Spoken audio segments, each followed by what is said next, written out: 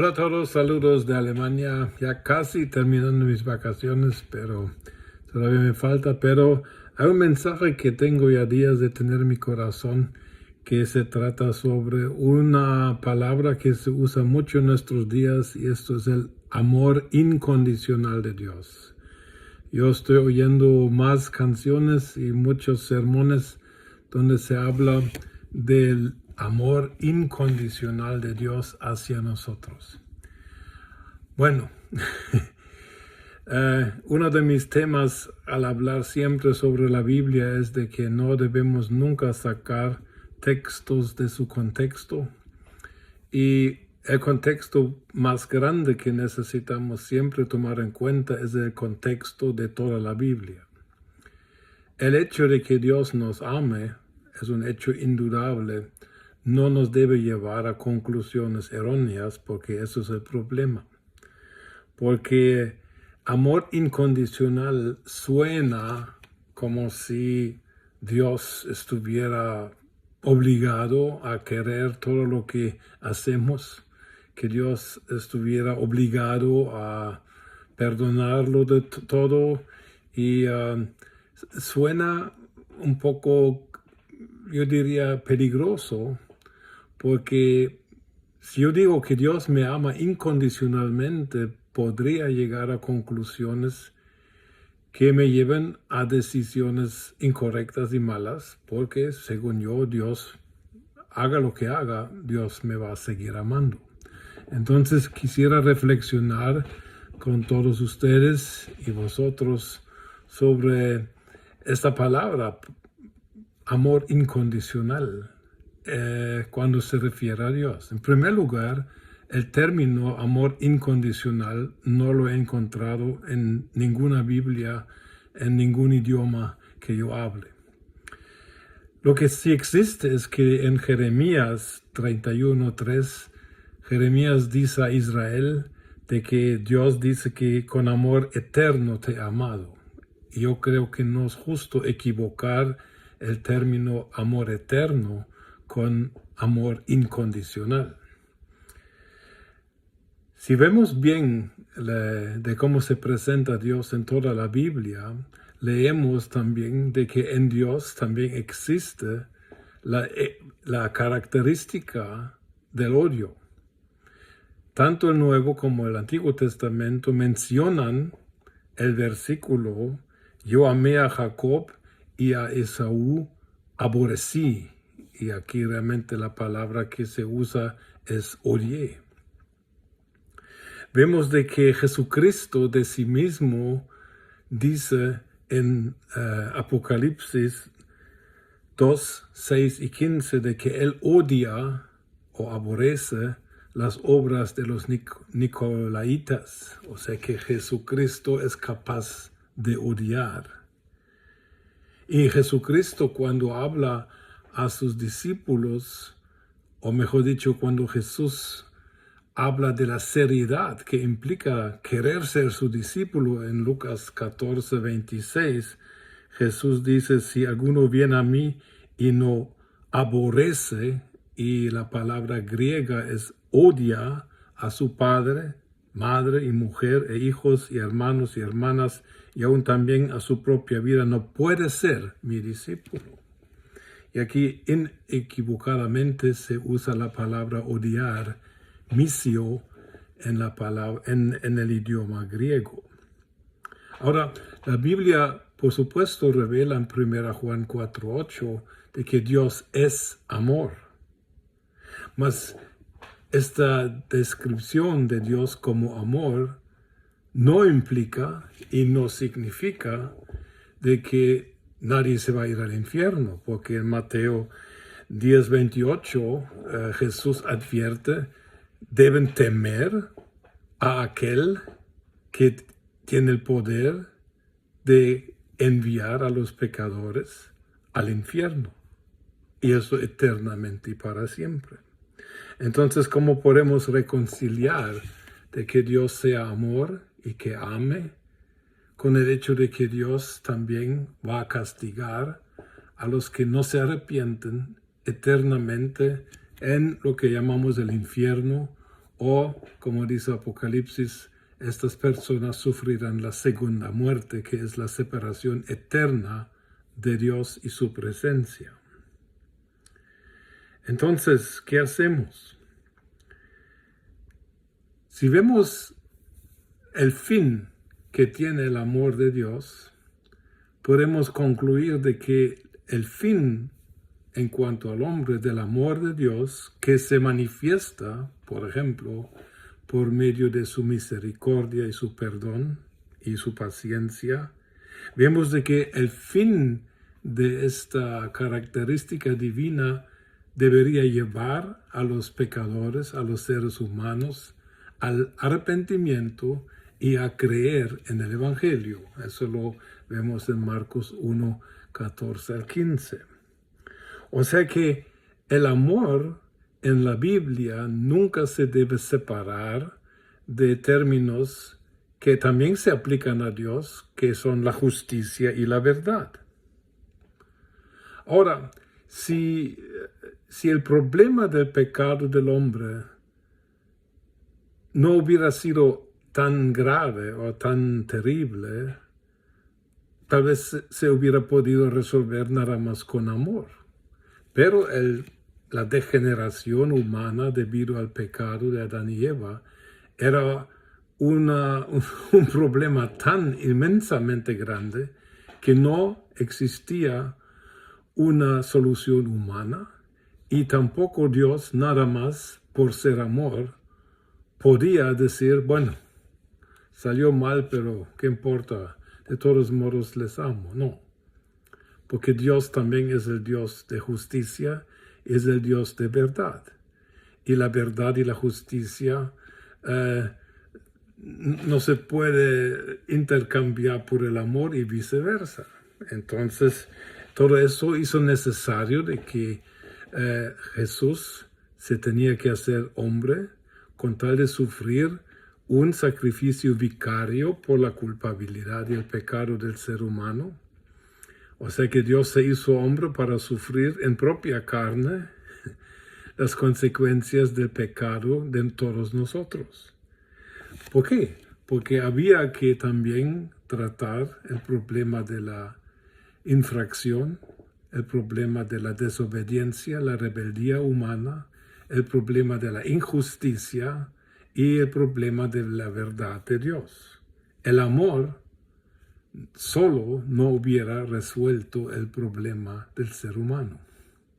Se tenía que juntar todos. Gracias a Dios que en Jesucristo Dios decidió resolver o por lo menos proveer una salida para el ser humano para poder volver a tener una relación con Él aceptando el sacrificio vicario de su Hijo Jesucristo en la cruz. Mas, sin embargo, Dios no hizo al lado ni la injusticia, ni la justicia, ni la verdad por ser el Dios de amor. Dios no lo puede, porque Dios no solamente es amor, Él también es la verdad, Él también es justicia y otras cosas más. En Cristo somos llamados a nacer de nuevo, os es necesario nacer de nuevo, dice en Juan 3:7, con tal de que podamos volver a tener una relación con el que indudablemente es el creador de todos nosotros, pero ahora ser una criatura de Dios no es suficiente. Ahora necesitamos también a Dios como nuestro Salvador debido al pecado. Entonces, cualquiera que se atreva a llamarse cristiano, o cualquiera que se atreva a decir que ha nacido de nuevo, debería concluir de que él no puede seguir viviendo como quiera. Porque una de las implicaciones de haber aceptado a Jesús como Señor y Salvador es de que mi vida ya no me pertenece, y si mi vida ya no me pertenece, sino pertenece a Dios, tampoco mi comportamiento me pertenece. Y tampoco implica de que Dios, por ser amor, tiene que aguantar todo lo que yo haga. o tampoco significa de que no haya consecuencias de un comportamiento incorrecto, aún siendo hijo de Dios. Todo eso podría darse cuando uno abusa la idea del amor incondicional de Dios. Cuando uno lee las últimas palabras de Jesucristo dirigidas a las 7 iglesias de Apocalipsis 2 y 3, uno encuentra un cambio en la tonalidad de Jesús. Jesús en estas cartas ya no habla como el Salvador que vino con compasión a rescatar a los seres humanos. Ya no habla como el pastor de los pastores, quien vino a buscar la oveja perdida, sino, si somos sinceros, en Apocalipsis a las 7 cartas, Jesucristo habla en un tono más serio. De las 7 iglesias mencionadas, solo 2 iglesias son alabadas por Jesucristo y no reciben críticas. 5 de las 7 iglesias son criticadas, unas más que otras, pero todas reciben advertencias, reciben regaños serios y reciben claras llamadas al arrepentimiento, y también reciben en cierta manera amenazas de que si no te arrepientes te va a pasar algo malo. Hay que leer estas cartas porque aquí en estas cartas Jesús ya se presenta como cabeza de su iglesia, la cual él compró con su sangre, jefe. Aquí Jesús se presenta como el Señor de señores, como el Rey de reyes, como el juez de los vivos y de los muertos. Él es el Salvador, pero ahora, desde que volvió al cielo y se sentó a la diestra del Padre, Jesucristo es Señor de señores. Y es el máximo jefe del universo, bajo su Padre. Y habla con esta autoridad a aquellos quienes supuestamente han nacido de nuevo y con esto tienen ya la naturaleza divina, la justicia del Hijo y la presencia, el poder y el fruto y los dones del Espíritu Santo operando en sus vidas. Jesús no está hablando a gente débiles, que no está hablando a gente quienes deberían saber quiénes son en Él, Cristo Jesús, y de qué son capaces. Solo voy a leer 2 ejemplos de las amenazas que Jesús pronuncia a iglesias, a líderes de las iglesias y sus miembros. A la iglesia de Sardis, Jesucristo dice lo siguiente: el que tiene los 7 espíritus de Dios y las 7 estrellas dice eso: yo conozco tus obras. Quiere decir que Jesucristo está observando lo que hacemos y está registrando y anotando lo que hacemos. Y no solo lo que hacemos, sino también la calidad con la cual hacemos lo que hacemos. Que tienes nombre de que vives y estás muerto. Vemos de que la iglesia de Sardis se evalúa incorrectamente, se creen vivos. Jesucristo les dice: están muertos.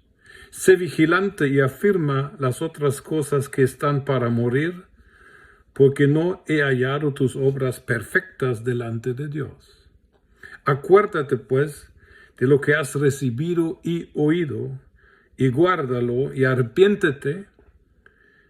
Pero si no velas, vendré sobre ti como ladrón, y no sabrás a qué hora vendré sobre ti. Y seguramente esta venida no será una agradable. A la iglesia de la Odisea Jesús pronuncia las palabras muy conocidas: yo conozco tus obras, que ni eres frío ni caliente.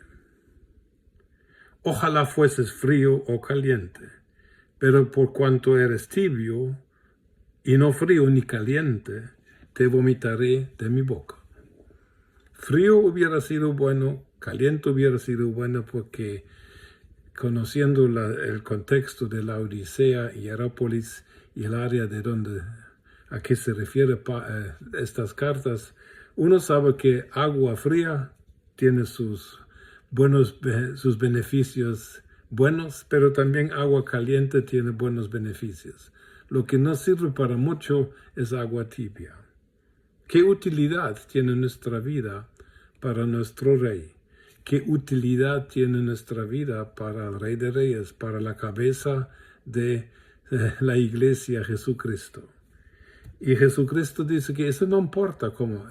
Yo me fijo en cómo actúas y con qué calidad y con qué entrega actúas. Tú y yo tendríamos que tomar en serio. No podemos decir, como Dios me ama incondicionalmente.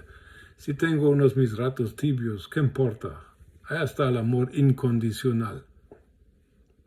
No estoy seguro si vamos a salir con este tipo de actitud.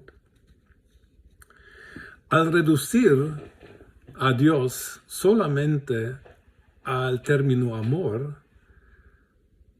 tal vez sin querer, pero definitiva desde el punto de vista de la Biblia, cometemos el pecado de idolatría.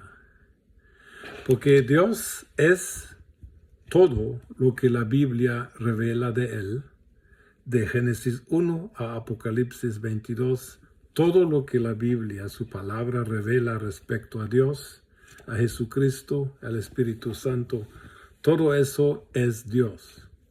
Y como dice al final de Apocalipsis 22, 18 al 19, no deberíamos ni quitar ni añadir a esta revelación. Si alguien dice de que la conclusión de todo es de que Dios nos ama incondicionalmente y que no importa cómo vivamos, que Dios siempre nos va a amar, con la idea de que Dios no nos va a castigar, estamos en un error grave y peligroso. En Hebreos 12, 5 a 6, la Biblia combina los términos Dios al que ama, ¿qué dice? Castiga, y en alemán incluso usa la palabra le pega al que ha llamado y escogido como hijo. El amor de Dios es un amor responsable y es un amor que también nos hará sufrir consecuencias negativas si nosotros no actuamos de acuerdo a la naturaleza que tenemos. Jesucristo en Apocalipsis 2 y 3 exige a sus iglesias y sus líderes que vivan de acuerdo a lo que han llegado a ser por su nuevo nacimiento. No está pidiendo ni más, pero tampoco está pidiendo menos.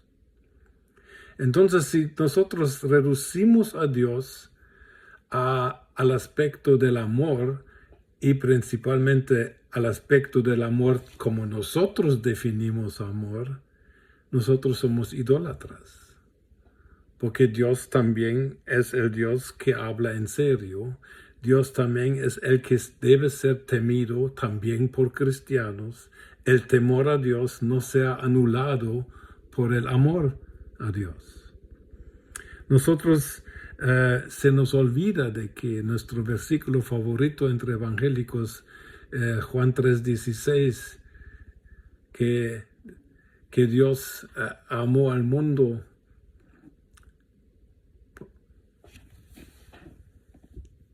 ¿será que por el amor que Jesucristo tiene al mundo, que el mundo ya no se va a perder? Porque de tal manera Dios amó al mundo que ha dado a su Hijo unigénito para que todos aquellos que en Él crean no se pierdan, mas tengan vida eterna. Hay gente, amados por Dios, que se van a perder y que van a acabar en el infierno. Eso es amor verdadero, eso es amor justo. Y no se puede comparar con nuestro nivel de amor.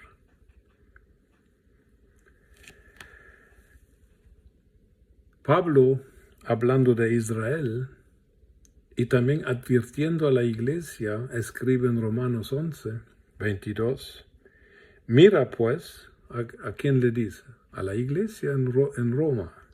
Mira pues la bondad y severidad de Dios. La severidad ciertamente para con los que cayeron, pero la bondad para contigo, que si permanecieses en esta bondad, pues de otra manera tú también serás cortado. Mucho cuidado con el término Dios me ama incondicionalmente, porque el amor de Dios que nos salvó, muy claramente en Apocalipsis 2 y 3, este mismo amor que nos salvó en Cristo es el amor que nos exige a vivir de acuerdo a nuestra salvación, a nuestra nueva naturaleza que tenemos ahora que estamos en Cristo.